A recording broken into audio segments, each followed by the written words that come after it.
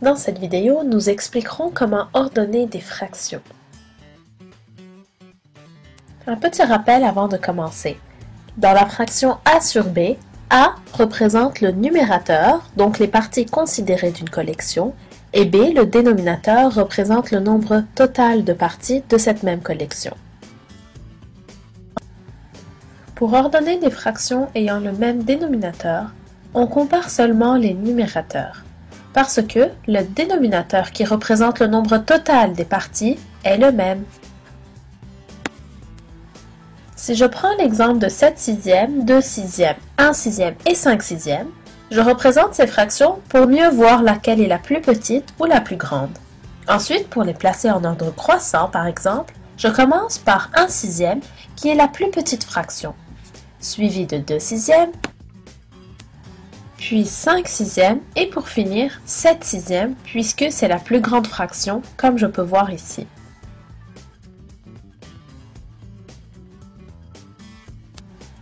Pour ordonner des fractions ayant le même numérateur, on compare seulement les dénominateurs cette fois.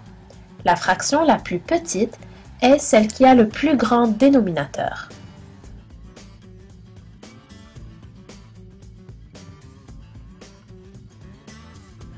Prenons l'exemple de la pizza pour vous donner faim. On va représenter 5 demi et 5 huitièmes. La fraction 5 demi est représentée ici. Il s'agit des parts avec les x rouges. En ce qui concerne les 5 huitièmes, il s'agit de 5 parts sur 8 représentées encore par des x. Tu peux voir que si tu manges 5 demi de pizza, c'est beaucoup plus que d'en manger 5 huitièmes. Nous pouvons donc remarquer que la fraction ayant le plus grand dénominateur nous donne de plus petites parts. Alors, une plus petite fraction de pizza, donc 5 huitièmes, est plus petite que 5 demi. Dans cet exemple, les fractions ont le même numérateur. Alors, celle qui a le plus grand dénominateur est la plus petite fraction. Pour les placer en ordre croissant, on commence par 4 dixièmes, suivi de 4 neuvièmes, 4 septièmes et puis 4 cinquièmes. Et pour placer ces fractions en ordre décroissant, on commence par la plus grande fraction, qui est 4 cinquièmes, elle a le plus petit dénominateur, suivi de 4 septièmes, 4 neuvièmes et pour finir avec 4 dixièmes.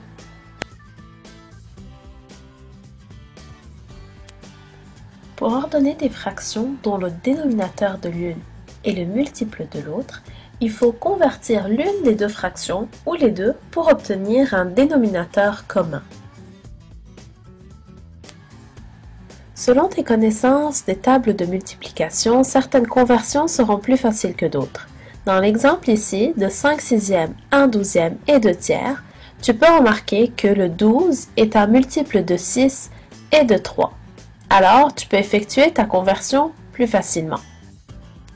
Pour convertir 5 sixièmes, je multiplie le dénominateur 6 par 2 pour obtenir 12. Alors, je dois aussi multiplier par 2 le numérateur. Cela me donne 10 douzièmes.